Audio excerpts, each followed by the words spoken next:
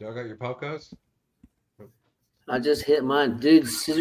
Happy Friday, everybody. We are live here with Bioactive Live Q&A with Kevin and Brian. Mark here from MI Beneficials. Happy Friday, guys. What's Yeah, up, happy Friday. everybody? It's a Hey, so beautiful day in Oklahoma here. hell yeah, man. You guys are on a different wavelength than we are here in Michigan. Oklahoma, you guys are planting sunflowers and having fun in the sun. And unfortunately, here in Michigan, we've taken a step back. It's been 45 and blustery. Got some sun going, so there are things that are popping out. But as Brian just informed us, out in Denver, he's got snow coming down right now. So kind of gives you an idea of how diverse kind of the three areas that we come from are. But yeah, so today the reason we're here is to discuss outdoor IPM prevention strategies, things that you can do is kind of like cultural way of preventing things. Things you can do after you have issues, how to like figure out if you actually do have an issue, stuff like that. So, um, we're going to go through kind of like the gambit of issues that we've dealt with that we know how to deal with. And then we really do hope that the rest of the discussion comes from questions, and that's the whole reason we're here is to connect with everybody and to try to understand what's the issues in your garden. So, along with that, before I pass it over to Kevin to kind of give us a quick update on what's going on over there, um, or actually, we can just jump right into it. But before we do that, last week Kevin gave away seeds for best question on here. This week, I would like to give away a biodiversity pack in celebration of 420, but also to reward the best question on here tonight. So Ooh. we'll keep the tradition alive again. So stay tuned for that at the end. And yeah, so kind of to kick it off, I think integrated pest management is management, right? So it starts from a preparation planning perspective. Um, there's definitely things that you can do to help yourself so that you're able to monitor your plants effectively. You can get all the way around them, and B, so you can identify the problems before they become huge issues. An example of that would be like a little spot where you've got powdery mildew outside. That can be mitigated really quickly by identifying that, isolating it, getting it out of there, and knowing that that's around. So um, that's just a small example. Obviously, that kind of transpires over into actual bug pests and stuff like that. But to kick it off, Kev, what kind of stuff do you do over in your garden? Like, what is going through your mind as you prepare for your grow out there in Oklahoma from an IPM standpoint? See, well, the number one thing that I'm always going to try to do is have the most healthy plant I can in veg when we switch it into flower. And that is really the idea. So that always starts with the ability of the soil to do that. And right now, I've probably got about 5 no-till spots that have that ability in one garden, half of a garden anyway.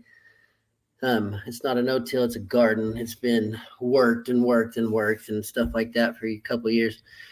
But the soil needs to be good. So I'm always working it during the fall and the winter time, spring, and I just constantly putting stuff in it, whatever I can. And I know, like with all these testers I've got popped up, they're big and beautiful. Some have flipped into flower, and I'm just letting them go, just see what they are. And I'm going to keep probably one or two and just move on with it. But they're real pretty and they're real big, and all that tells me is that soil is good. And if the soil is good, the plant is healthy. If the plant is healthy, it can deal with nature's issues that comes your way. It will have bugs and pests. It'll have some issues with it on a branch or something like that, but the plant's thriving and surviving. It can take a hit, take a break, and can take the aphids being on it, and you're like, oh man, I got aphids. It was like, no, it's fine. It's part of it. Let the ladybugs come or whatever's going to come and eat them too, and just let the cycle of life happen on the plant. But Good soil. That really is the number one thing. It sounds like, well, that helps me none whatsoever. It doesn't right now, but if you develop a good soil, it will totally help you in the long run, in just a cost effective way, time saving way for you, because you're not trying to constantly change a pot or work, nutrient in or something like that. You're just dealing with soil and composting and putting organic material in there so that it turns into organic matter. The next thing is JMS.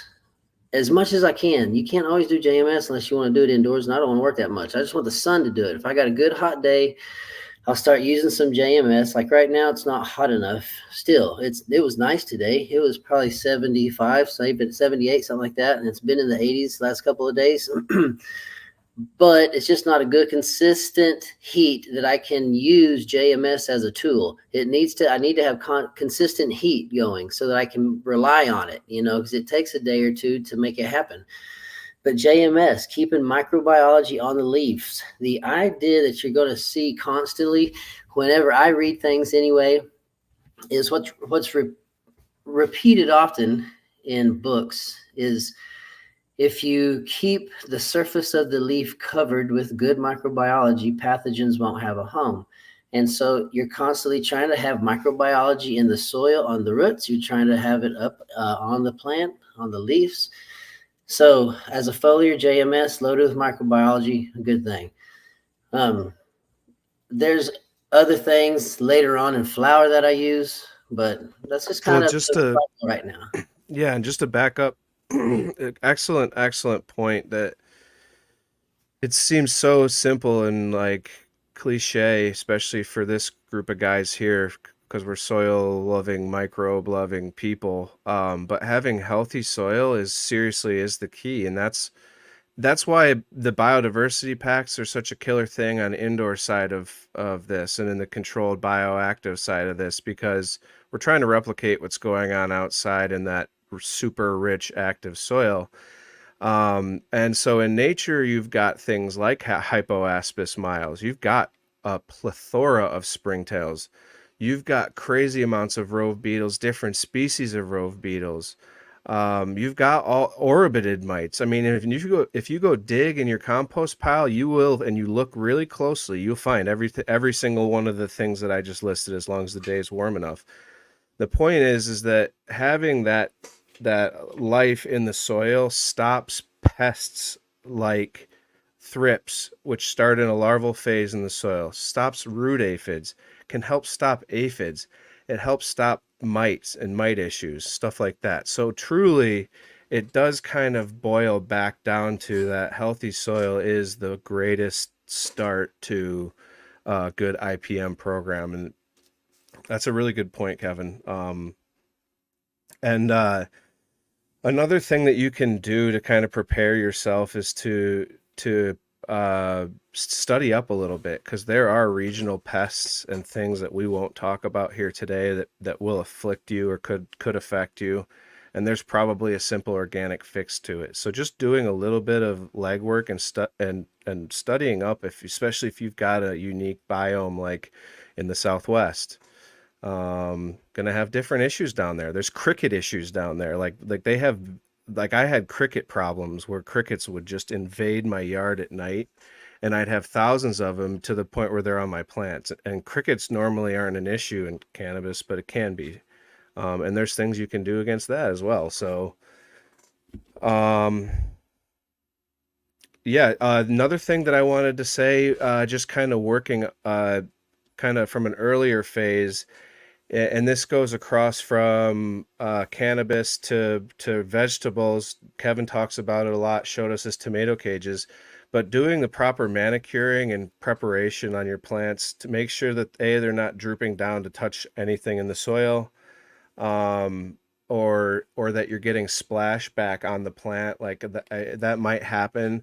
It's not ideal, and if you can avoid it, do that. Like trim up your plant a little bit, take some care to do a little work like that. Also thinning them out and planting them spaced so that you have enough room to work around them, to see them, to really do your good job at inspecting those every nook and cranny, because like they do start And a healthy plant has a systemic acquired resistance, which is like an immune system, right?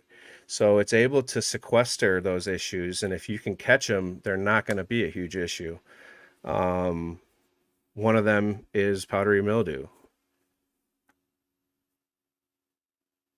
So, Kev, did you want to continue on with what you were saying? Sorry, I didn't want to interrupt you. I just didn't want to get too far ahead of ourselves. No, powdery mildew. So the best way to do a powdery mildew is defoliate your plants. You are outside. You need to defoliate them. They can be big and bushy. You can see the ones they grow in the Emerald Triangle that are just super massive. You're probably not going to be able to handle that in your backyard real well, nor in a commercial grow. There's no need to wait that long to get a plant that huge. So in your backyard, what I think about is this. I talked to Scissortail Sawvillus just this week. Told him I'm trying to figure out ways to grow for hash. I like to grow the plant straight out just to see what it looks like. But I'm thinking about topping some things and getting some branching going and getting just a big outer shell. Just think like an egg broken in half, and it's just a big dome.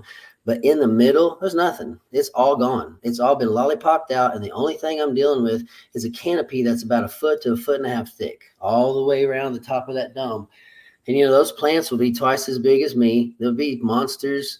And if I don't, even when I lollipop the insides out, get it all cleaned up, if I don't put oscillating fans outside, when I go into flower into week 3, 4, 5, I start to notice issues because there's no movement in the back over there. You think even outside there'd be air movement, but man, those leaves stop it. The fence right behind most of my cannabis plants, that fence stops a whole lot of air. And you got to get the air blowing up and out. Blow up at the bottom of the leaves is always how I have my oscillating fans, but keeping them cleaned up is a number one, just a rule of practice, thinking about what's coming.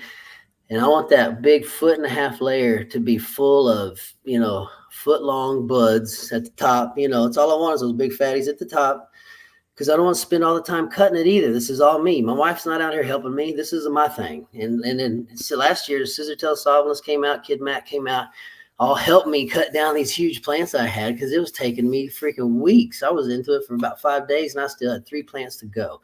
So they came out here and helped me finish it. And that's even doing the method that I do right now. But every bit of it was good. Every bit of it that I harvested, we were able to get over there, get it washed, and it turned into a ton of medicine. And it saves me time, first of all, because those little buds underneath, yes, you got medicine all over it. Yes, there's plenty of medicine on it. If you want to deal with it, deal with it.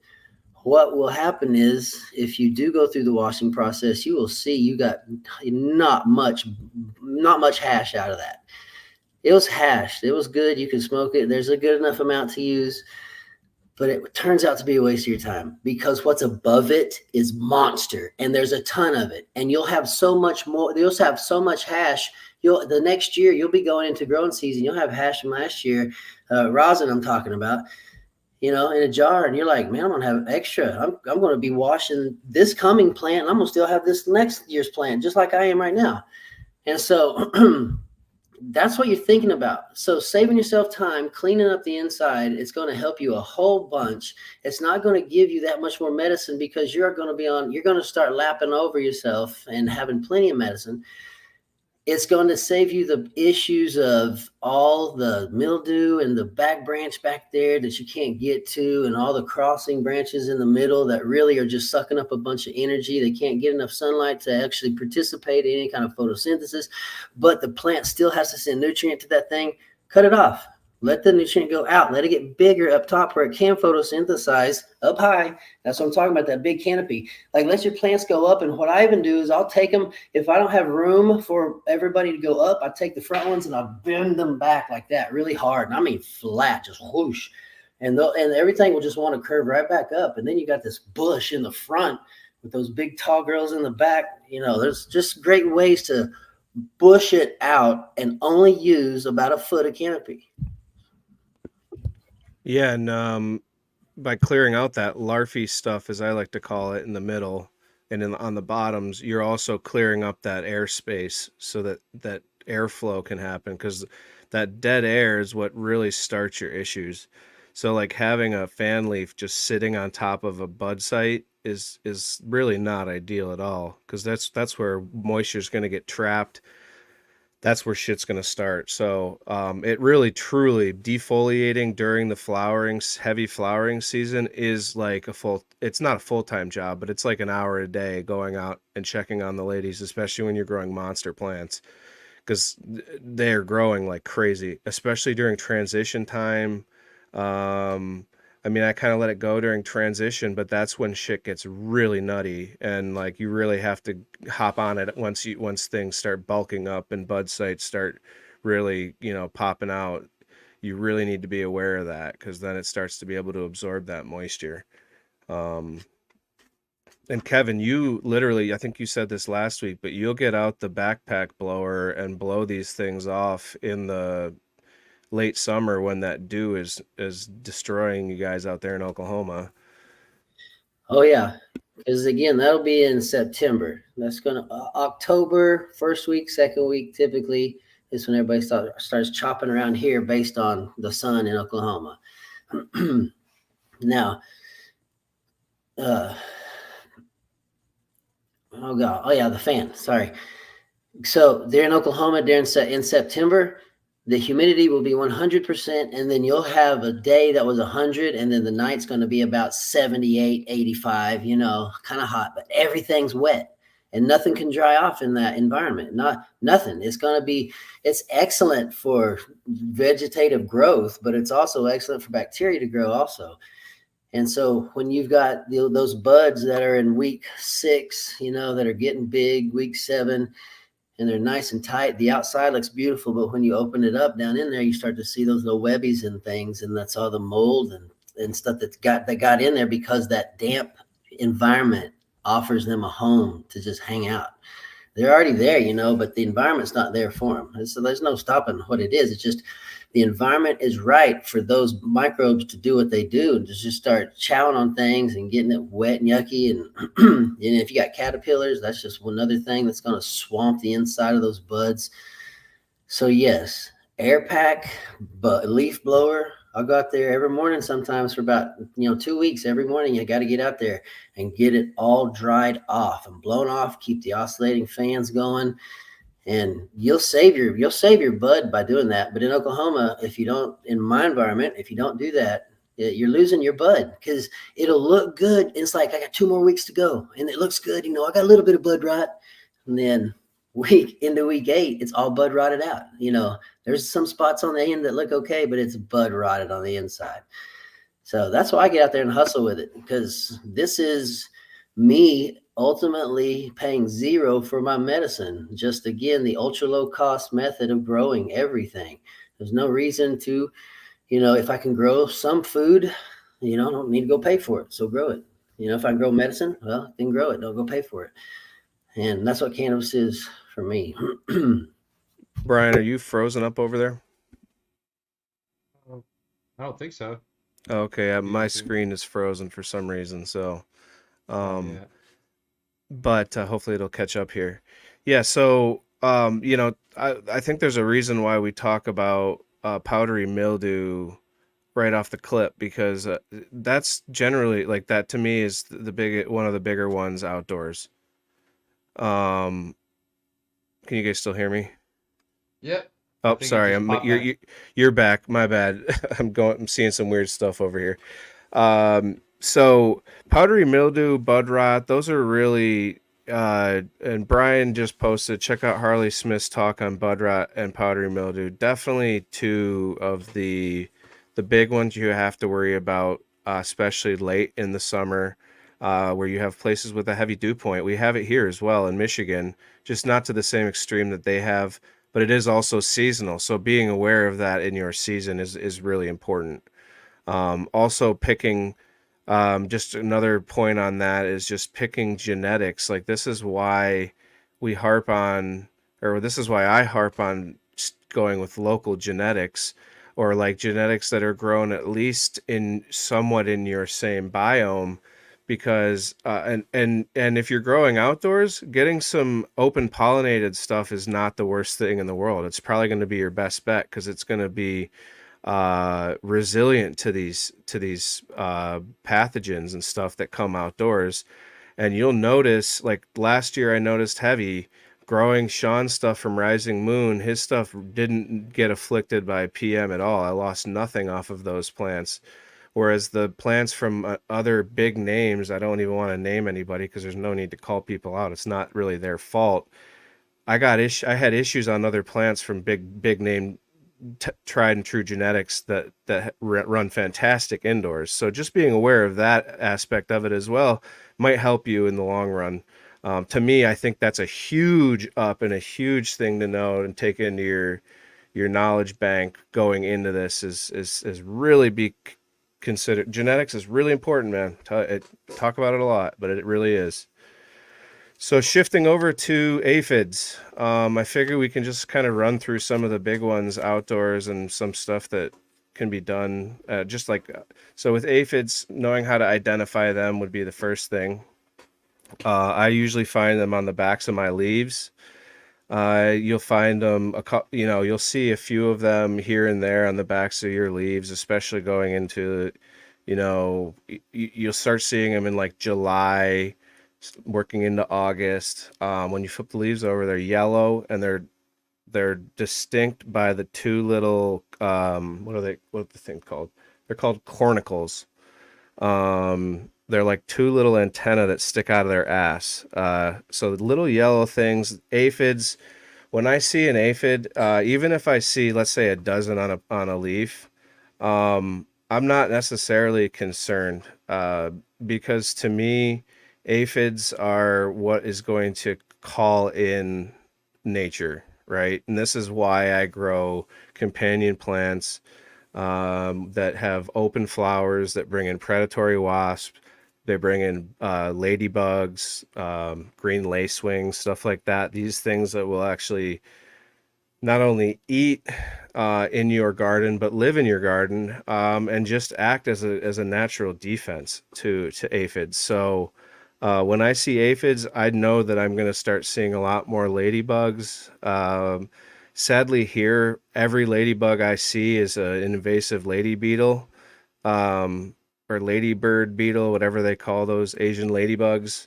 I can't remember the last time I saw a native ladybug around here, which is a totally different discussion, but they still work the exact same when they're out there in the garden. Just watch them. They're mowing down. You'll find larva, pupa. You'll find them all over those leaves. Maybe not larva, but the pupa you'll definitely find. No, the larvae are the little black. Sorry, the larvae are the little black things, and the pupa start to get weird, and then they sit in that pupa state until they turn into an adult. But you'll see these things on your plants, and that's what I'm really looking for, right? Like if I have aphids, okay, but then I'll look a little bit closer, and then okay, I'll see praying mantis, and I'll see pupa, ladybug pupa. I'll see ladybug larvae. On the hunt, I'll see ladybug adults. I'll see lacewings. You know what I mean? Parasitic wasps and stuff flying around. So those are the factors that I look for instead of worrying about the aphids. But let's say you haven't built that ecosystem yet and you have aphid issues. There's one thing that's organic that really does work well against just specifically aphids, and this also works on root aphids. And that's Bavaria bassiana. Getting a good strain of that and using it as a foliar for regular aphids or as a root drench for root aphids does work effectively as prescribed on whatever product you use. But the product that I recommend, I don't carry it, but it's called Botanigard WP22. And it's a water-soluble Bavaria that's grown in the United States, domestic, and it's the best tried and true for both a root drench and a foliar. But again, I don't have that necessarily in my repertoire because I'm not using it, and things haven't gotten that bad with aphids in the last 3 years in this microclimate that I've been growing in. So Kevin, you got anything on aphids? I mean, you already kind of touched it a little bit. Yeah, I mean, I have aphids, and the one thing that aphids really get after more are the cucumbers. And when they kind of go into the end of the season a little bit longer, but the aphids will be all over those. They're just thick with leaves, are juicy, and they love them. So sometimes, like you said, man, some of those plants maybe attract them away a little bit more rather than a big, hard, stocky, woody cannabis plant. But I have aphids on there. I always see them, but I see ladybugs, I see praying mantis, I see. I often don't see green lacewing, but I see the green lacewing egg hanging off the bottom of the leaves. They're quite easy to spot when you know what you're looking for. And like you were talking about, the invasive lady beetles, whatever, Japanese ladybug, is that what they're called? Or something like that? They're called Asian ladybird beetles, I believe, but Okay. I don't pride myself in knowing that term. They're Yeah. just because they're invasive, but they do come off with a negative connotation, and I want people to understand that if you do watch them in the garden, you will have a different opinion on that when you see them mowing, because they're like a ladybug on crack. People just don't like them because they end up going into your house at the end of the summer and getting all over nasty, and people think they bite, and maybe they do. I've never been bit. I don't really mess with them, but sorry to interrupt you. No, you're good. Yeah. I see. So lots of different things on those plants come along with the aphids and the things we think might be really bad. And I think what we do is maybe we conflate outdoor growing with indoor growing, because if you see them indoors, then it's like, oh, we got a situation, because you've blocked off nature. All the nature you've got is what's inside that little whatever you're growing in, tent, some room, whatever it is. And so indoors, if you got aphids, like, oh, this is not going to be good. Then that's when you're thinking about releasing the ladybugs or whatever the attack is going to be, because you are now Mother Nature. You've got to play the role, and you've got to offer what needs to be in there to be balanced out. Or you're playing, the bad god who comes in and just kills everything with the spray you got to use to try to continue to go. Whatever the case is, outdoors it's different. Outdoors it's like, let it be. The main thing, like Mark said earlier, wet, damp conditions cause problems in veg and definitely flower, but in veg also. When you got two leaves hanging on each other like this, big fat fan leaves, real pretty, about 2/3 of the way up the plant, and they're just fat and hanging down, but they're touching each other. And it's kind of, been wet. The plant dries off throughout the day, but you pull those leaves apart, and it's moisture right there. And that's hot moisture. And that bacteria likes that. And it's just sitting there attracting anything that doesn't really need to be on that plant. It needs to be open, and it needs to be oxygen flowing. It needs to be dried conditions. The plant needs to go through its cycle of drying off, and the nights come, the days come, and everything that happens along with that. There's also I see people talking about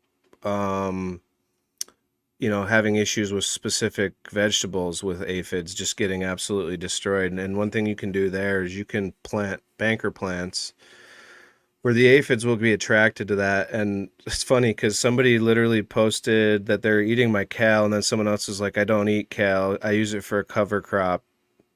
And there, I mean, like, there you go. So like, if you don't even like kale, grow it if somebody in your family likes it, but that will pull the aphids away from your money crop, right? The goal of a banker crop, and like good ones for aphids would be like oats, wheat, like that's why I grow buckwheat. Beans are pretty good for aphids as well, like castor beans. That's good for thrips as well.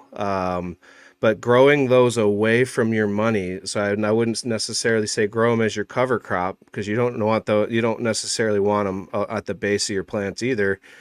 But grow that stuff like away from there, and have that way your war is being waged over there, and hopefully that's pulling a lot of your pressure off of what you're trying to grow as the money. So that's one thing you can also do with aphids is kind of keep the action away from yourself, growing what they love somewhere else that you don't necessarily care about to be a battleground. And then watch the mayhem that ensues, because it is truly amazing to see when you let aphids kind of go, the amount of nature that comes to your garden is insane, dude. It like, and it's there. A lot of them are coming for the aphids, man. Like I love watching those predatories, all sorts of different predatories, coming in and wreaking havoc on those guys. So yeah, I would avoid spraying for them if you can. Someone asked, let's ask this question right now since we're on the topic. How effective is JWA at killing aphids? I bet it knocks them off at least. It probably suffocates them pretty well if it's a heavy surfactant, right? Yeah. Made with canola oil, correct? Yeah. Yeah. It's a surfactant. It's made more to spread something else out, or like you said, to try to lay a cover so thick that it can actually suffocate something for a minute. But it's gonna run off. Rain's gonna fall. Things like that are gonna happen, and aphids can handle it. They can handle a good whooping. They've been here long. They've been around here probably longer than humans have. And just a little spray of something, you might get some of them pretty good, but they're like, "Oh, we got this. We're still alive. We'll reproduce real quick." So the Jadam wetting agent, you might try something else along with it. I think there was a question on here asking about the Jadam herbal, Jadam herbal solution. It's made with certain types of plants. I've never made it at all. But that would be something maybe that has more of an effect of being an irritant and like, we don't like it, and maybe the oils will hang on a little longer. So, but no, I don't use Jadam herbal spray. Oh, there it is. Do you guys have any Jadam or JHS sprays that have any luck with? There's all kinds of recipes, because that's the point. You're just trying to use the irritant plants and even poisonous plants. That's what's in the book, the Jadam books, right? This one right here. It's getting blocked out by the auto green. Yeah, it's that orange one everybody's seen. Yep. It's got you use irritants, peppermints, poisonous plants, stuff like that. And there's measurements to cook it, do whatever you got to do, but you apply that to the plant itself. And we actually carry I carry a product called IPM spray, it's a product that's made by Chris from Country Roots. He grows all the inputs on his own farm. Super badass. We've talked to him on Instagram Live before, and we'll have him back on here one day to talk about his input process and growing an entire farm basically for inputs. But we carry it on the site. It's 20% off for $420 right now too. But it's called IPM spray, and it's basically exactly what you just said. It's just a bunch of irritant type things, garlic. It's going to have lemon, lime. I wish I had a bottle of it so I could list everything off. Thyme is going to be in there. I think Tulsi's in there. It's a whole list of it's basically a JHS. I don't know if it's like a JHS by the book. It might be more of a ferment, but it works really effective. We have people that use it a lot. We've used it personally. It's a good product. Also, OHN. OHN probably has a limited pest management effect, but again, like Kevin was saying, it'll get some of those that microbiology. It'll kind of act as a cleanser almost on your leaf. It'll spray them hard. It'll knock aphids off. With water, I mean, even just with water, they'll knock off, but they'll come right back.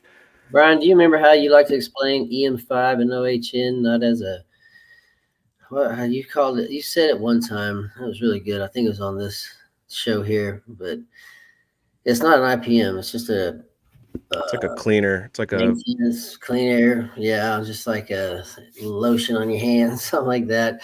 It just helps the plant feel better. Microbes on your skin. Yeah, microbes on your skin. That's a human IPM. Especially if you're spraying like limo and stuff on your plants, that's more of like the microbes on the plant skin.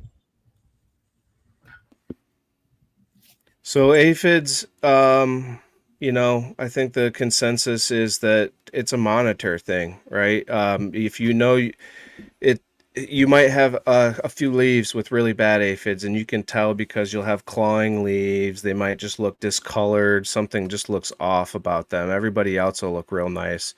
And you can pick those leaves off, throw them into the soil. That'll get chomped down by predators and munchers and stuff. and just being on top of little hot spots like that might help as well. But shifting over to like a thrip, leaf miner, leaf hopper type of thing, like those are like leaf sucking.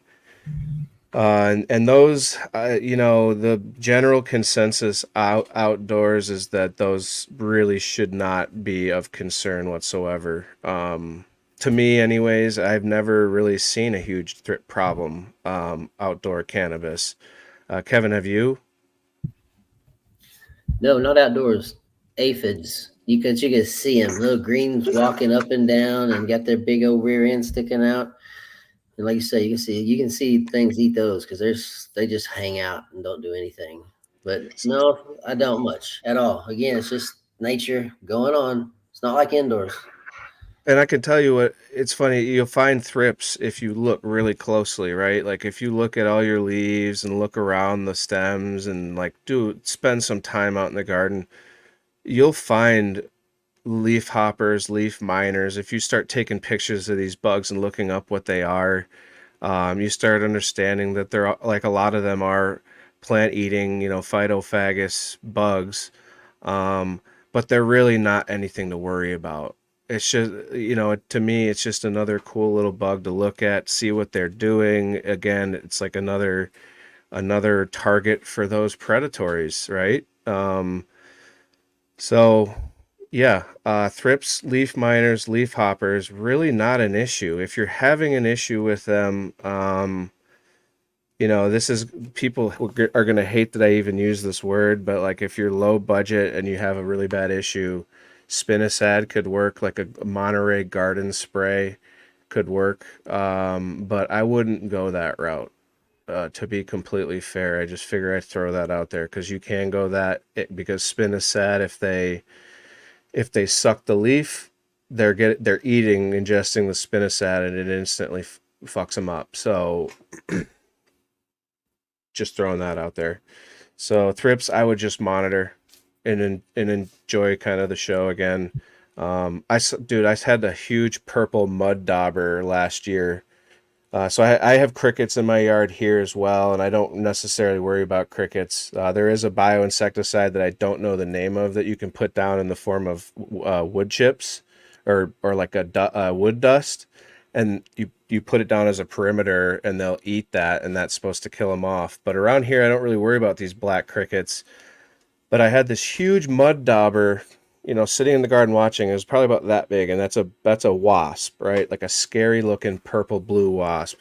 And I watched this thing go tag one of these black crickets, paralyze the thing, and then I watched it like drag a cricket that was as big as it was and barely fly it off to like a retaining wall, and then it like flew it out of my yard. So the shit that you can see out in the garden when you really start paying attention to this stuff is really freaking cool.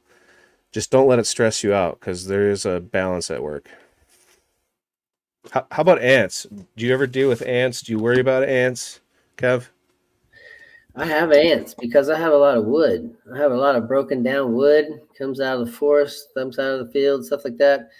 And it's all right, it's being chewed on. That's nature, it's what it is. So it's kind of like they're eating the wood. Long I don't stick my hand in a big nest of it, which I had before by planting these new no-tills. I had one spot that had a bunch of little ants in it, and I just kind of moved on. I messed the dirt up a little bit and kind of moved on, went this way, and then I went back. And they weren't around like they were because they'll move down, they'll move out, they freak out, think the home's being attacked. They take the larva and start heading out. So it's not like they left. They just kind of moved into a more protective spot. So ants are definitely a part of my no-tills and my garden simply because of all the wood and where I get it. I'm bringing in ants. But when there's no food source, they go. Yeah, and I think that so the biggest complaint with ants that I hear and that I've seen and read is that they bring the aphids with them, right? So if you just accept that the aphids are going to be kind of a reality, then the ants really aren't an issue because they're not doing much to your plant.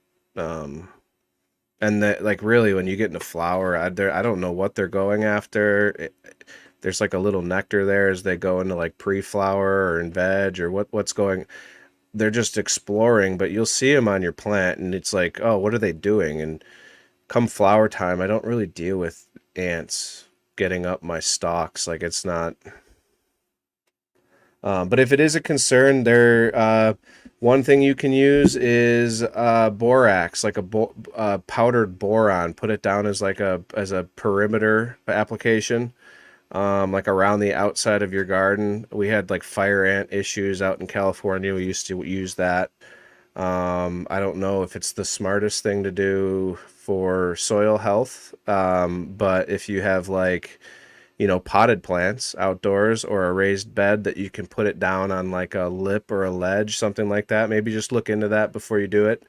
And the other thing is that there's a double-sided sticky tape. They do sell like a tape type thing that you can put around the base of your plant that will supposedly catch these things as they crawl up. I don't do any of that stuff. I'm just listing kind of the things that I've heard of and seen, and I honestly have tried. I've tried it all. So, but I tell you that I just accept them. Sorry. Yeah, I'll talk in a second. Where I'm at on that, I don't know what to tell you much on what to spray on a plant, what chemical to buy, or what product to go buy. The three things that I have that I often just use indoor, because again, indoors where the issues are. If I got a lot of aphids, I'm like, I want to get rid of them somewhat, but mostly I never smoke what I grow indoors. It's always bred.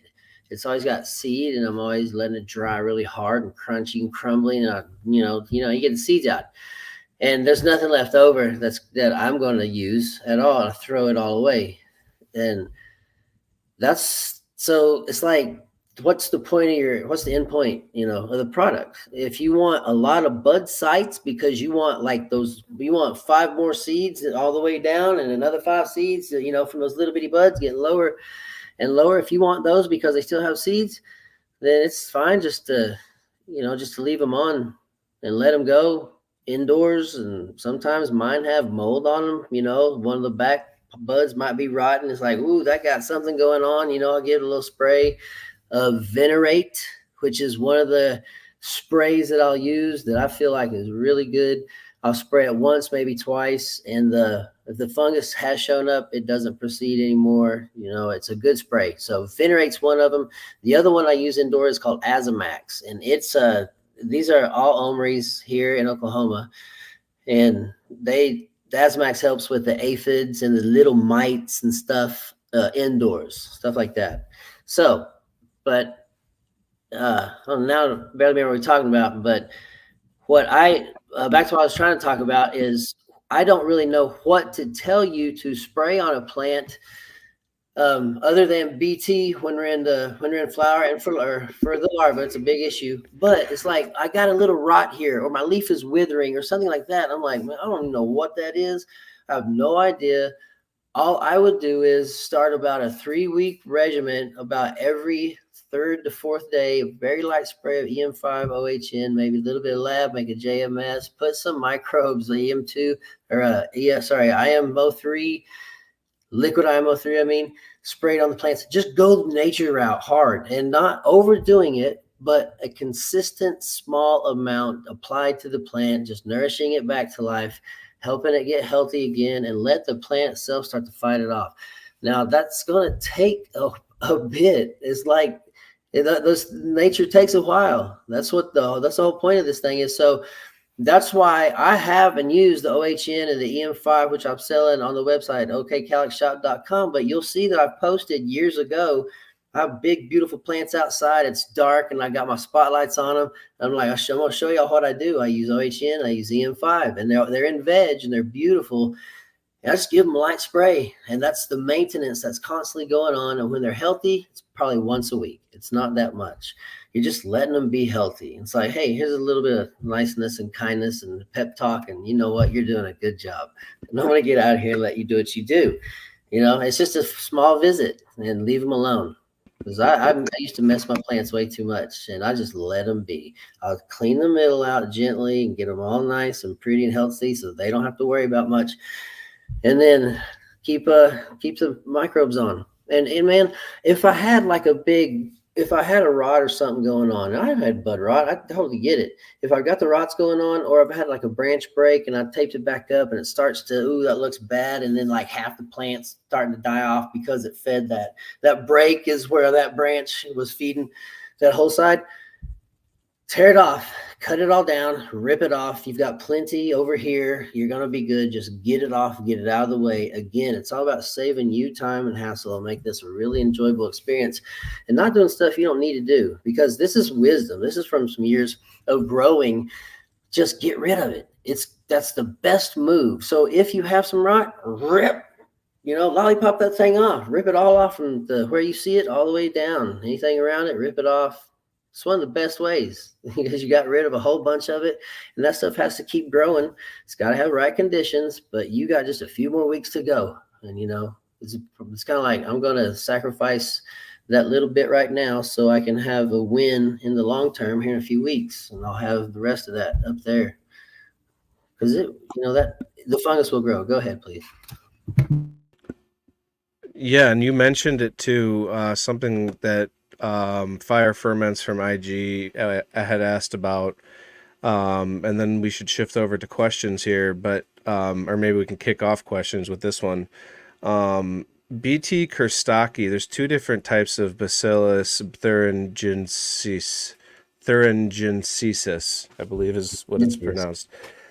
Either way, it's BT is what people know it as. There's BTI, which is mosquito bits for mosquitoes and fungus gnats, and then there's BT kurstaki, which is a different strain of the Bacillus thuringiensis.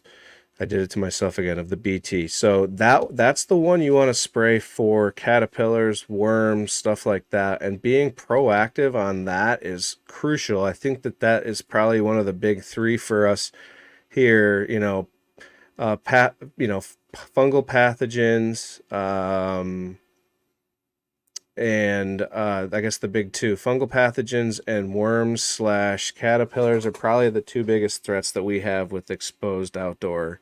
And so spraying the BT when it's appropriate, which is usually for me like once when I notice transition starting, maybe even once like a few weeks before that, but I really don't spray a lot. I don't like to spray. I try to avoid spraying. Less is more, as Kurt Williams 4 said on Instagram. Totally, especially when introducing new IPM, as he said. So I like to spray it once, like when I start noticing bud sites, and then one about 3 weeks after that, preparing to go into flower. And I find that generally should do it, unless your plants are getting drenched every single night, like in Kevin's scenario, which is a little trickier because I'm sure that does wash off the application. But applying it when you're starting to bud, so that the way it works is the caterpillars hit, or the butterflies and moths hit, they lay their eggs, the little larvae come out, they start eating, it fucks them up because it's on the leaf, and then they die. It immediately stops their eating and it kills them off, and it's extremely effective. So getting ahead of the process is really important, so you don't get the caterpillar shit. They get inside of your buds, they'll rot your buds from the inside out. They bring pathogens. They're just like a vector for issues elsewhere. They're horrible, so take that very seriously. BT kurstaki. I use BT Monterey as the product that I use.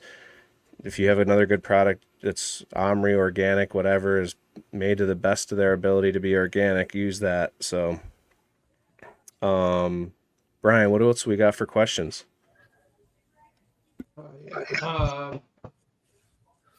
Shout out to KCMO Grow, supporting the channel, I think from day one. How do we Hey, feel Mike. we feel about using dandelions and red nettle as extracts? I've heard they work. I've never used them. I think they're great. I mean, nettle has that kind of that irritant effect. So used as a foliar, I'm sure it could be effective. And then dandelions are they're a dynamic accumulator, so they're pulling nutrients from deep down in the lower soil strata and then if by using that in your extracts, you're using all that nutrient from down low, which is usually a lot of micronutrients as well. So great source of micronutrients. Definitely have used it. It smells like hell when you make it as JLF, but can't be worse than the sulfur, as Kevin explained last week.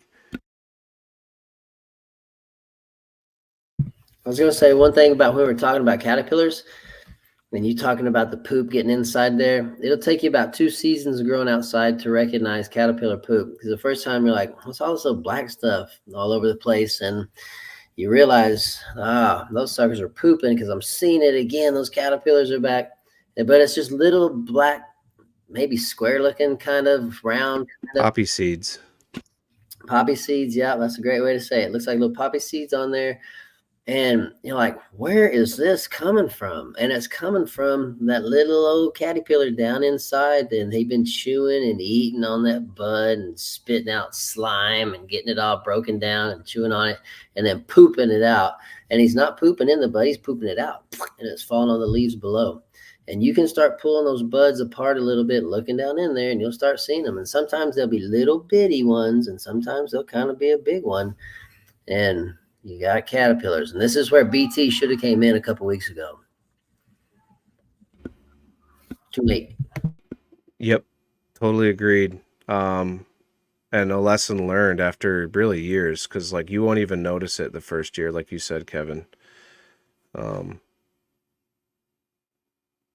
So next question, Mark Nelson, hardwood ash. Can I add it to my outdoor? Any benefits, pros or cons? You want to take that one, Kev?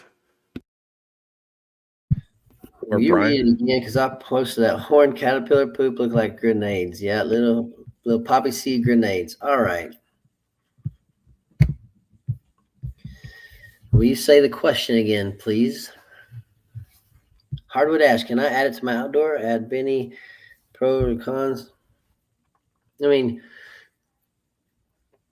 here's the thing about a hardwood. As much as I know, I don't know much except what's in my environment and how things that are on the ground work. Whenever I take a stick that even looks broken down on the outside, that hardwood idea, why it's a hardwood wood, is because the outside will break down a bit, and it's like, ooh, this will be good sponge wood, something like that. And I'm gonna get it in a shredder. I'm gonna get it going. But what will happen is when you put it in the shredder, there's about there's a little inch, about that big, quarter inch, something like that. That'll be as hard as a rock. It will not break down on anything. And so when you pick up sticks, you kind of hit it against a tree, and you can, if it's dead, it's typically going to break in half. And you're like, there we go. But if you hit it, it looks dead, and it kind of thuds it. It's like, that's got a hard inside. That's typically a hard wood. And that's how it works. And that's because I have to look for softwoods to grind to make the IMO3 material that I want. And so hardwood ash, there's nothing pro or con that I know anything of it, because again, it's going to turn into soil. It's just got to get down onto the ground. It's the microbes that do the work. But it might take a while longer to break down, because that stuff is hard. So I wonder if he's talking about just like the ash itself, which you can certainly add. No, it's not even like a tree. And if you are, that's a good point though, because like what Kevin, have you done much hugel before? Have you ever built a hugel? Okay, never. so there's definitely people that will say, I mean, and it makes sense, but using hardwood mixed with softwood in your hugel is ideal, and also new wood versus broken down wood, because it'll have different timelines of breakdown, so you want that longevity. So there are pros and cons. I mean, and there's a balance there to be struck with when it comes to like a hugel bed. But that's a good point with what you're saying, because yeah, it takes a long time to break down. So let's go the other way with the ash.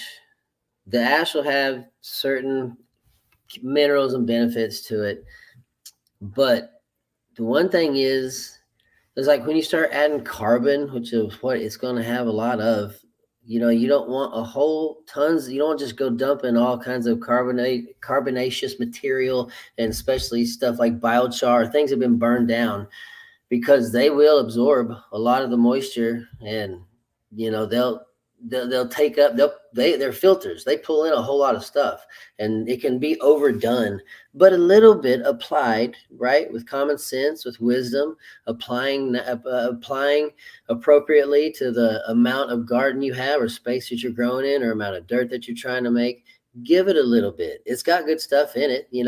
Back in the day, they used it a lot more than we do, than we have really any knowledge of using it.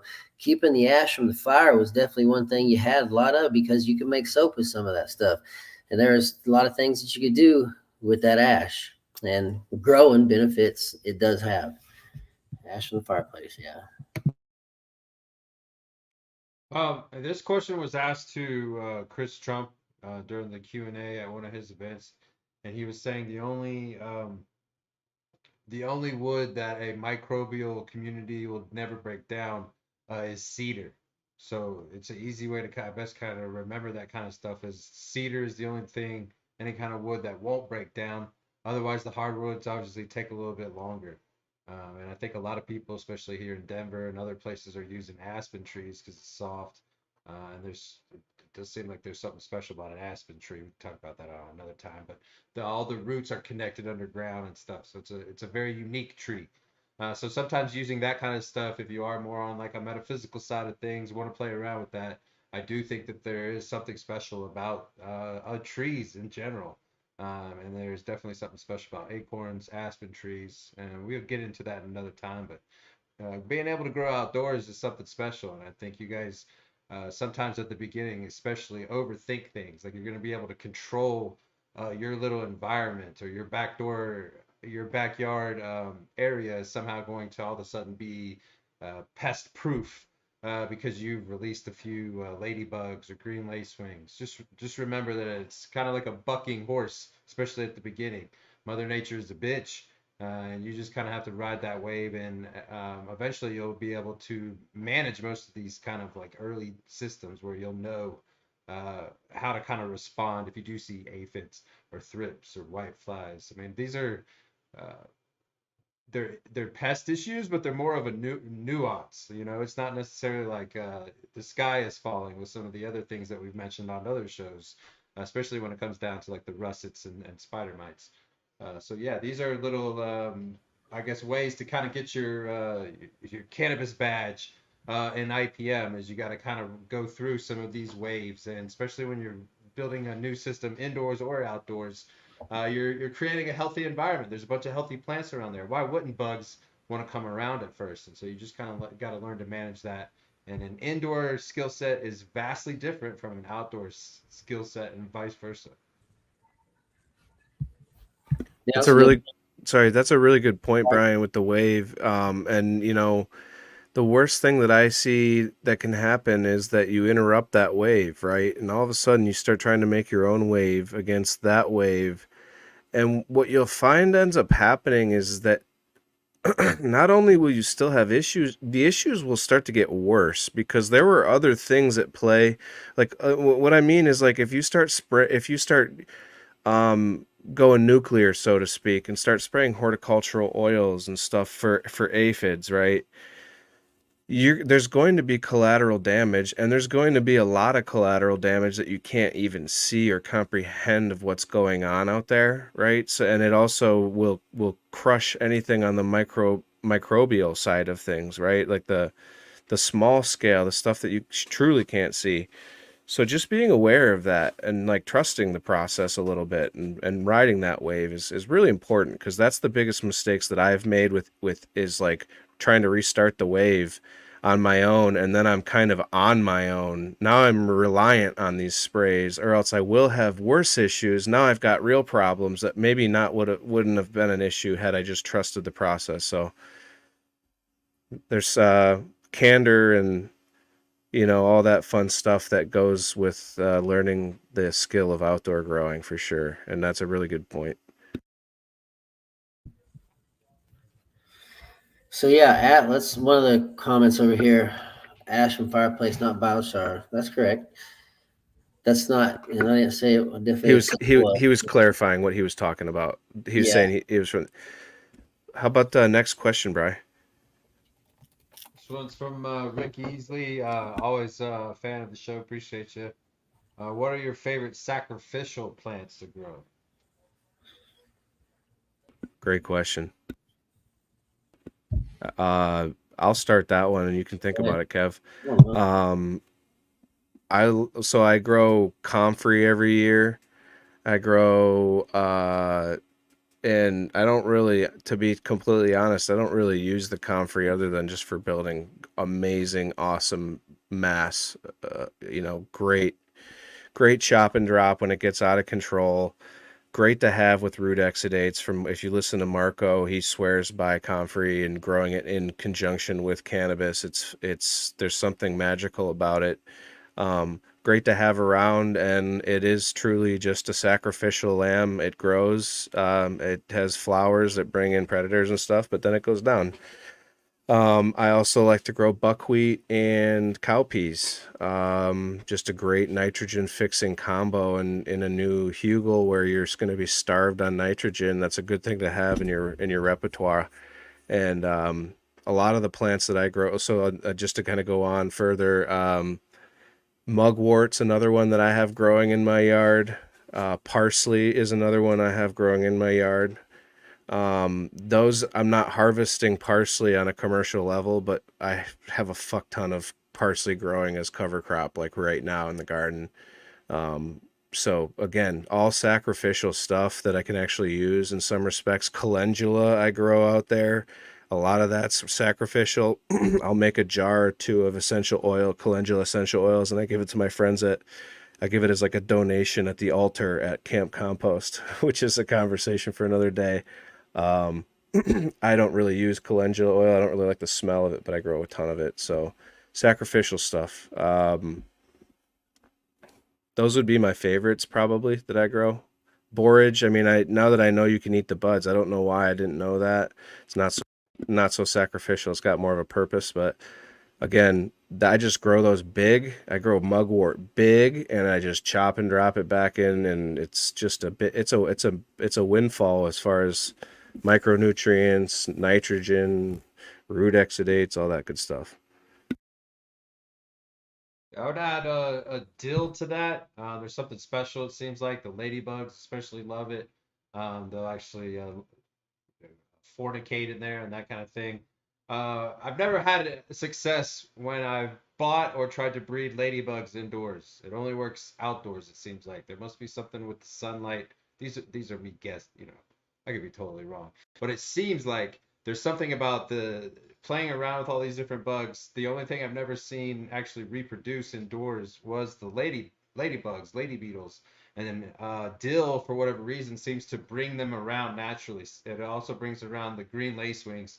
And then sacrificial, I guess, is lavender. I've just always had to use that personally in home grows to kind of mask smells after it's out there for a little bit. I think, when you're cutting the grass and that kind of thing, I don't necessarily, or at least I hope, that my neighbors couldn't smell it back in the day. They never acted like they could. So I think lavender is a perfect mask. It smells great at your home anyway, so just having it out in the backyard, in the front yard, seems to help mask, especially if you want to go deeper into like the skunks and that kind of stuff that really linger. Lavender has always been something that has been like a go-to. I have borage, grows a kind of a bluish little flower to it, real pretty. And then this year I'm growing amaranth, and I've never grown it before, but it's real pretty colorful. It's usually a darker purple look to it, but there's like another greenish type color, and it just has big plumes kind of that come off. What was another one? I'm not sure if I say it right. Quinoa. Yep, Quinoa. quinoa. Growing some quinoa plants, never grown those before, and sorghum. Growing some sorghum plants, never grown those before either. Guy sent me seeds, and I went ahead and popped some. And I Quinoa is think one of the popular foods, just so that people know. Like if you're trying to be on a survival kick and you're really into that kind of stuff, um, the mung bean and quinoa are like some of the top protein dense foods that you can eat and store in dehydration. So just throwing that out there. I watched a lot of Discovery Channel during 2020. Yeah, they got lots of seeds, right? That's the idea. Press, get oil. You can grow a lot more of them. And Perennials, man. I mean, annuals that reseeding annuals are badass, dude. Seriously, super cool stuff. I mean, just put out a bucket full of seeds. There's so many. All right, next question, Brian.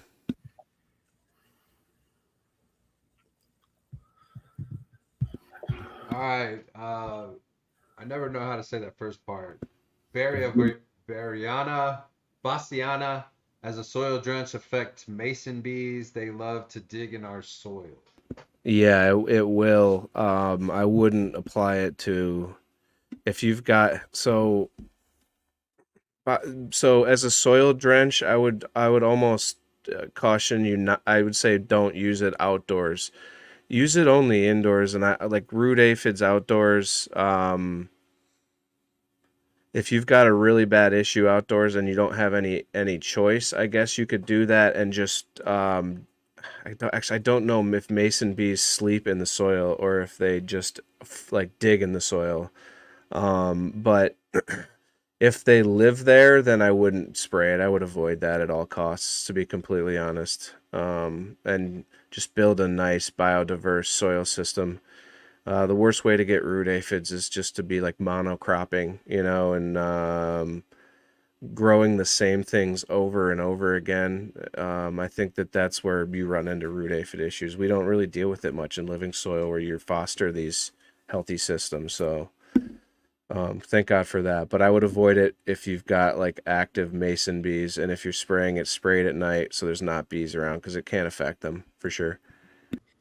And I have no idea. I have to deal with these, but a thick crop cover using, your mowed grass, your leaves, keep with something thick. I don't know anything about that pea, but if it's attacking your soil and you have bare soil, it doesn't have any armor or protection on it. It's going to be quite easy for those bees to get there. So if you make it a little more difficult, they might find another spot that seems to be easier. I think mason bees are good though. I think that they're like they're not gonna hurt the plant really. They're gonna be more of a pollinator that we don't really want to disturb. Correct me if I'm wrong on that, Jim. But um, I yeah, good. think it was Bee About It Farms that was saying there's also like if for whatever reason you want that bee to go away, that there's some wasp that will bully it and kind of get it away, and then the wasp will eventually fly away as well. I don't know enough about it to speak on it like I've ever done it before, but I think there is some more information online that you can kind of run down that rabbit hole and figure that stuff out. All right, real quick, what about JMS? I think this was from like at the beginning there. Okie Grower. I could throw that over to Kevin. What about JMS? Okay, girl, what's up, man? I think from Man, from like an IPM You perspective, you I use think this is when for that came for out. pathogen resistance, don't you? As a yeah, foliar. yes, and right now I'm using it for just for soil drench, but I'm cutting it way up. Like I have a bunch of buckets out there just constantly, and it might go past JMS peak, and I still water it in, but my goal is to hit it when it's got some bubbles to it. That's the idea. But I cut it a lot because I've got roots in the ground now of plants that I want to be babied a little bit more, and they just need a little bit. They don't need a lot, so I got buckets of 5-gallon water. I'll scoop a good, I'd say 2 quarts, and that would be what I'd pour in the ground with plants in it, like okra and stuff like cucumber, things that are sensitive to JMS. But here's how I use it as a foliar. When I use JMS as a foliar, I will use 1 teaspoon to 32 ounces of water for little baby seedlings that have just popped. It's going to be just fine for those. Once I get into bigger plants and mature plants, I'm going to have ended up using 4 teaspoons. 4 teaspoons into 32 ounces water, and I'm going to use that as a JMS spray. Now, here's the thing: you can go higher than that. You can go way higher. You can double that and go at it. But here in Oklahoma, if I spray a good amount of JMS on it, and the next day it comes out and it's hot and dry, and it's just not a good mixture. Like I know that from experience. So a light mixture, like I said, often with the OHN, EM5, maybe Labs, your EM1, whatever you want. The Micro Plus, Russ Brandon does. I've used it many times just as a foliar, just because it's a lot of microbiology. It helps the plants. Another thing like recharge. I know a bunch of you guys have that out there. Use that as a foliar. Use a little, like again, just a little teaspoon, a little bit. That stuff turns the water black quick. You don't need a whole lot. You just need a little bit sprayed on there. There's another product out there that I've used, and I really like it better than Recharge. It's called Ultra Bio Boost, and it's Terabiotics. And I've used it before, just a lot of microbiology. But I don't use it as much now because I realize like again, we're just working with nature. Like what's a little bit more of a healthier thing to do? It's kind of such a good analogy to life, right? It's like the more healthy lifestyle habits I try to create, the better off of a chance that I'm going to make it to the end and I'm going to flower quite well. You know, I'm going to be terpy and I'm going to be good to go and I'm going to be pleasing and satisfying and I'll be good medicine. So the idea is in life, take care of yourself, make wise decisions now, do the wise thing that you can when you're young, so that whenever you're getting into that flowering age, you're going to make it longer. You're going to feel better, healthier. You're going to be able to fight off things. The same thing with your plant. And the plant is just trying to keep them healthy the whole time, using a little bit of sprays, keeping them healthy, good soils down low, and it's a way that you can do it. And it's, man, the one thing about that is it's free when you figure it out. That's why I love this show, and that's why following Kevin on Instagram and just chatting every week is so important, man. Just being able to do this for cheaper, freer and better. It's the ultimate hack. I mean, it's the ultimate win. So next question. This is from Lies. I use Lost Coast. I think I've heard of that. Or Main of Coast, maybe that's what I'm thinking of. From time to time, just because I have it. Curious if that's going to put down my beneficials. I guess I don't know what that is.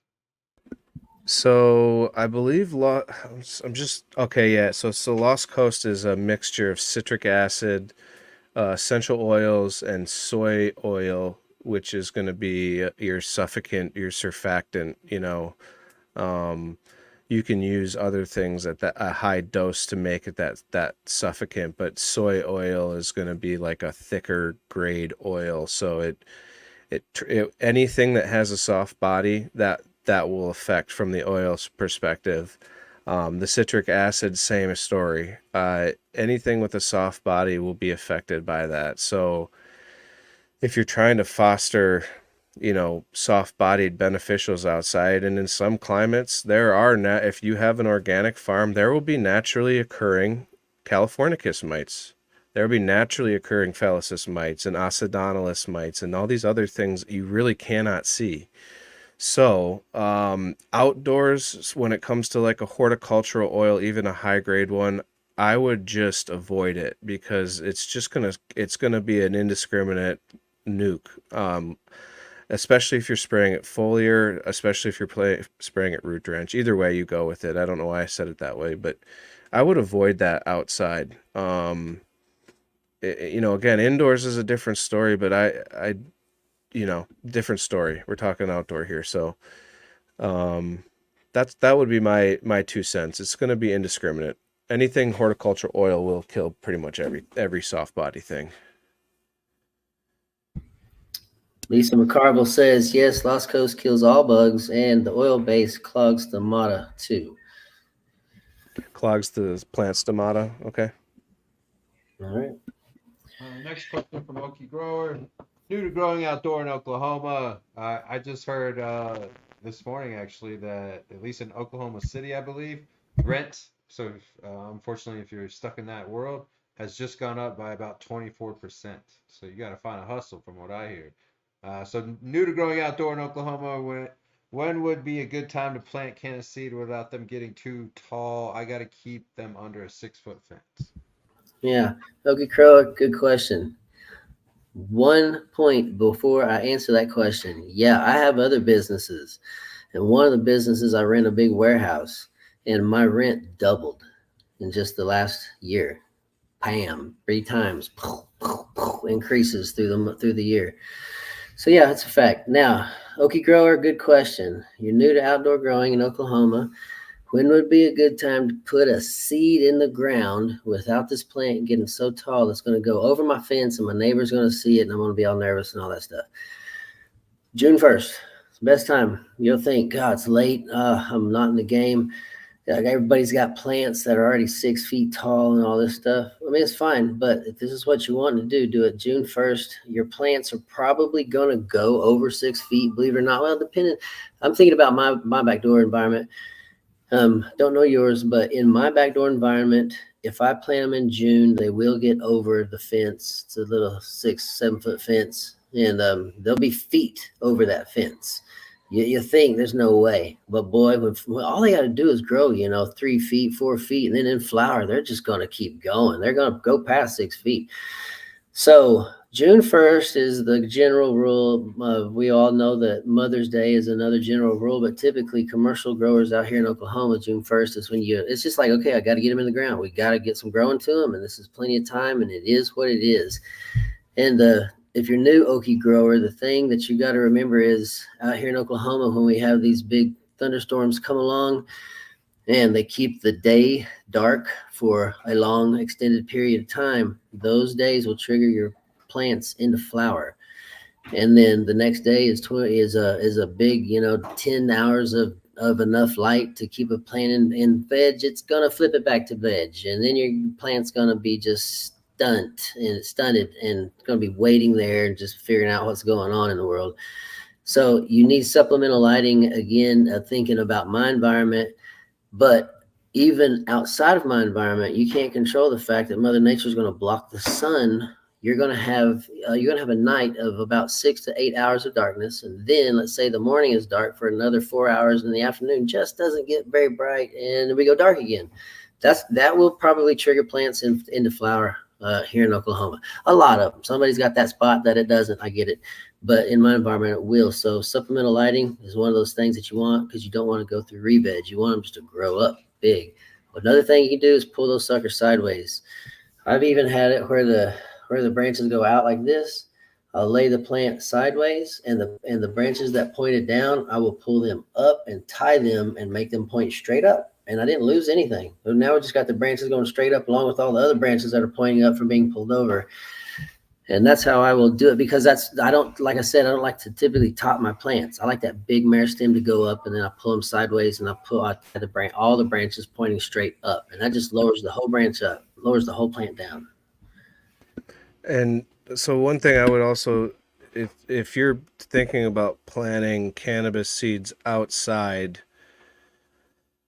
you might want to consider starting them indoors, getting them to a little formidable of a size so that they have somewhat of a chance outside, so that you're not fighting through unideal conditions later in the season. Because like when you're starting to plant in June in Oklahoma, I'm sure it's hotter than hell on some days. Probably not the greatest conditions for popping seeds. So just consider that getting yourself going early might be ideal, and then planting a teen or a seedling outdoors might be the best. Because again, you're also going to have that bustling biodiversity going on outside and some competition and all sorts of other stuff. So just be aware of that, especially if you're only planting 1 or 2 seeds. If you're a smaller scale guy, like don't put all your eggs in one basket. Maybe start them earlier.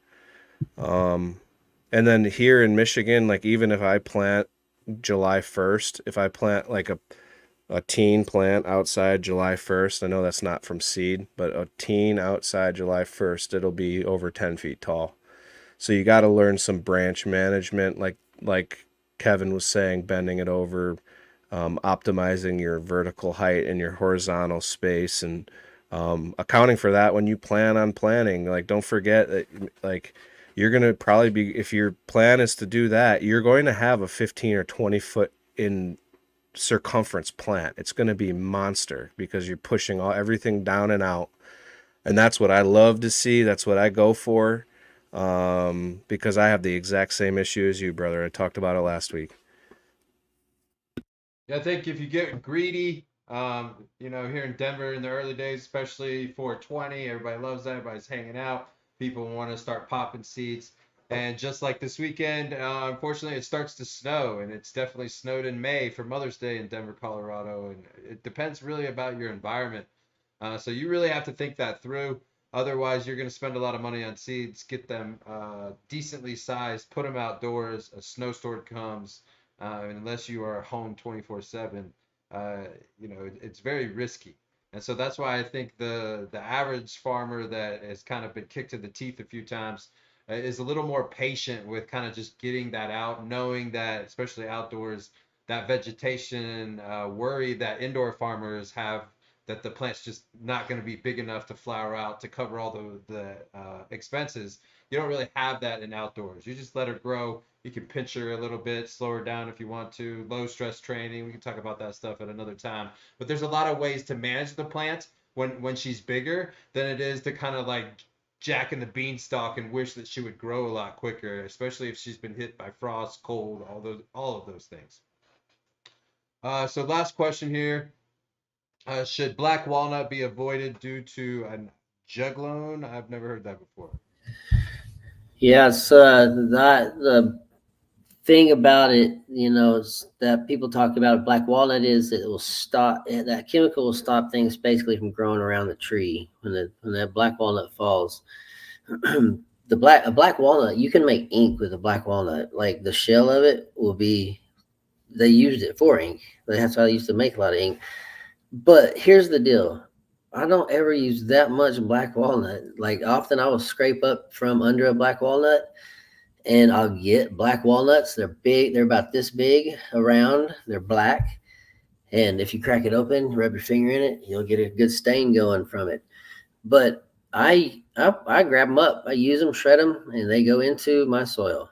Again, pine needles are, there's the thing about pine needles that, too much of them starts to kill everything around it, that I've heard. I don't know if it's wives' tale. I don't know anything about it. But the point is this: if you're using that much needles, or if you're using that much black walnut, it's too much. Use less. That's it.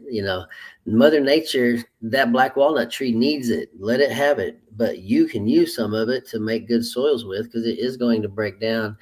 And a little bit, like I said, always, that's the idea. Always just have a little bit, use a little bit of everything, and let Mother Nature work it out. So, but yeah, that's something for you to look at. Look that up, dig into it, let us know. So real quick before we sign off, I owe a winner here for the Biodiversity Pack Best Question. Yes, you do. I really liked Rick Easley's question about sacrificial plants.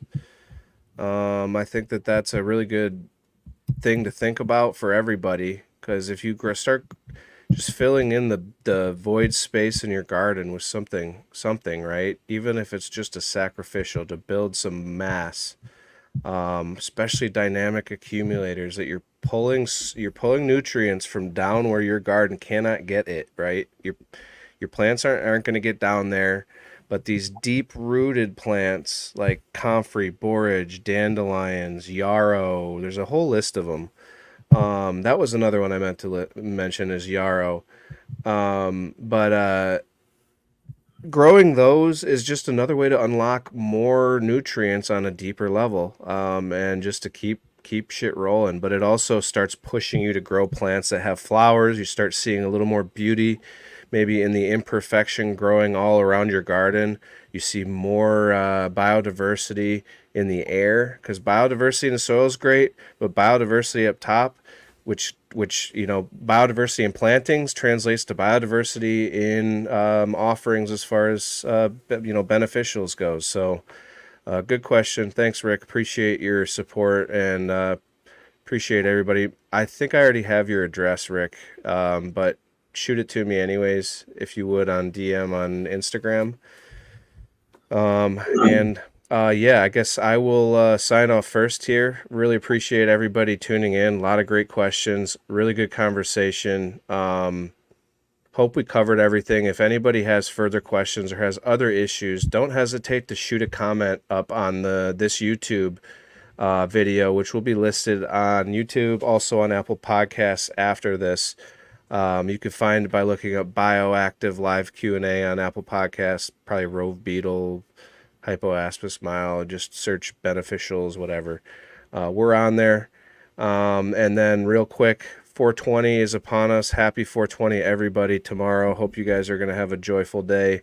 We're running a sale right now, 20% off pretty much everything we offer except for the predatories, the California, like the predatory foliar mites. They're just so expensive that we can't afford to run that kind of sale on them. But everything else is on sale. Springtails, biopacks, probably the biggest sale that we're going to run of the year, and a great time to load up. So don't miss it. Appreciate you guys again. Thanks so much for tuning in. Thanks again, guys, for tuning in on Fridays. The reason why we do this each and every week is for you guys. A lot of us have been learning this for a long time now, and so to be able to then kind of take it off the dome, I know that I go back and I research during the week trying to find more things. I hope that you guys are doing that as well. And then continuing to better yourself. I think there really is something to that 10,000 hour rule. And if you really break that down, it takes a long time to become good at something. So that's why I've always kind of said this 4-year type thing. And for people that are in Oklahoma and some of these other states where it seems, especially on the East Coast, rent is going up dramatically for people. I can't imagine having some kind of variable like that where it's changing things. So a lot of people that do have capped income need to find some kind of way to hustle. And to this day, I still think, especially on the East Coast, you can hustle a little bit, sell a little bit of weed to your friends, that kind of thing. Find a little income for yourself, or learn to grow cannabis so you don't have to spend money on it. I mean, there's so many different ways to do this, but the skill set never leaves you. And that is something that I will hang my hat on, is because just because you don't understand or you're not growing cannabis doesn't mean that these soil skill sets don't translate into monetary gains. And they sure have for me, and I see it happening for OK Calix, and I see it happen for MI Beneficial. So shout out to you boys each and every week. Yep, I agree. And shout out to you all that watch and participate in what we do. Speaking of what we do, okcalixshop.com. I've got the 420 sales going up. I have all kinds of bundles going up, but I talked a couple of times about the Cradle of Life, and what it is, it's IMO3 that I send that I just made. I've actually just shown pictures on it on Instagram, OK Calix, and it's beautiful acorn IMO3 that's all fuzzy, and it just won't stop getting fuzzy no matter how many times I spin it and turn it, mess with it. The next day it's all covered, but I'm putting that in a box, and I'll put cooked rice kind of in an indention, and I'm going to mail that to you. And in a few days when you get it, it's going to be covered in IMO, and you're going to take that and you're going to mix with IMO2, and you're going to have your IMO2, your IMO3, and it's all going to be microbes from my environment, and it's going to be a cool box. It's up right now at okcalixshop.com. I've got secret stashes going on, guys. That's where I'm going to my Shopify, my Instagram, my webpage, and I'm slashing the price. And I'm not saying anything, but it's only staying up there for about maybe an hour, maybe 5 hours, whatever I feel like. But I'm selling $100 genetics films like for $5, $15, $20, just kind of wherever I want to put it for however long. And I'm only putting a limited number on. There's like 3, maybe 5 up there. And just bam, boom, boom. They're going quick, and it's a lot of fun to just get it out there. Because these are seeds that I've bred, 2000, like we were talking about earlier, probably around 2020. And I've just moved on. I'm doing a lot of other things, but it doesn't mean they're bad seeds at all. But I don't want to be sitting on these things. There's no reason to whatsoever. Get them to the community. Who actually had a good word for me today is Gen Traders. I don't know if that's even the right way to say it, but I've met him a few times. I gave him seeds the first time I met him, and they were some of the best blueberry seeds that I thought, my best genetics. Because he invited me to a trading thing, my first one I went to. Sat and talked with him, like, here's my best ones, man, if you ever grow them out. And I was like, he'll never grow them out. I don't expect anybody to when you hand them seeds. I'm sure they've got thousands of them. He messaged me 2 days ago and said, hey man, what's this Blueberry Grills strain lineage? And He said it is he said it's solid blueberry terps. He said it's probably, some of the best he's had. He just wanted to know from the creator of it what it is. And what it is DJ Short's blueberry at F5. His girls, and it was one of the best candy blueberries that I've found. And I bred it with a blueberry muffin that I'd had for many years, and it's the same cut that I had bred with. I don't have it anymore, but I bred about 3 years with it. Bred those two together. It was called Blueberry Grills. He grew that out, and he said it was fantastic. Yeah, I got some Blueberry Squealer in the jar right now. Blueberry Squealer is blueberry muffin crossed to Blueberry Train Mac from Russ Brandon. That Blueberry Squealer, man, I crossed all kinds of things. Yeah, that's what Bluetooth came from. It was Blueberry Squealer crossed to Blueberry Mac Muffin. Blueberry Mac Muffin is blueberry muffin crossed to Mac, right? And it was done by SFV Genetics. He sent it to me, and he sent it to Russ Brandon. Russ Brandon bred his out. He did a lot of work with it, and then I used mine to breed with. And I still have seeds from it that I bred it with Very Cherry, guys. I've never even grown these seeds out. I've never done anything to them. I've given them to one person who is going to grow them out at one point. But Very Cherry crossed to Blueberry Muffin has to be one of the best ones. That's just crazy, delicious terpy, and I've yet to mess with it. So that my point is, there's so many seeds that if you breed them, you're sitting on tons of them, and I don't want to sit on them. I want them out because I like that response. That's definitely one good thing, is otherwise they're just sitting in my shed doing nothing. So having said all that, go to okcalyxshop.com and look for some stuff. Now listen, on October 19th, me and Jordan from Growcast, we are putting together a hands-on, me taking you in the woods on my family's property out in Tahlequah, Oklahoma, where I'm going to show you what I look for, why I go where I look, what to grab, the textures that we're going for when we're making all these inputs.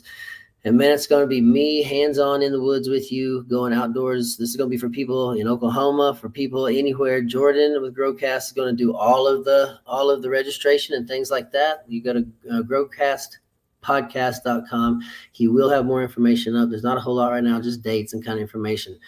But I'll be doing all the teaching, guys, and it's going to be me going at it, unbridled, me talking and going and telling you everything I know. It's going to be like drinking from a fire hydrant. It's going to be so much information. You're going to forget a lot of it, but you're going to be grabbing all kinds of good gold nuggets.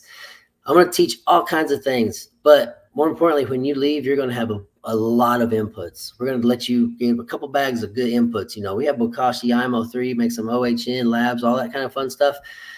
Not make it OHN there. I mean, like have OHN made and just have it in a bag that I will be giving you, because, we can make a lot of it. And you'll go home with all this cool stuff that you can use. So anyway, October 19th, that will be happening with me and Jordan from Growcast. Awesome, guys. Again, big love to everybody. Huge shouts to both of you guys for spending your Friday night here. And until next week, guys, hope you guys have productive weeks. Take it easy.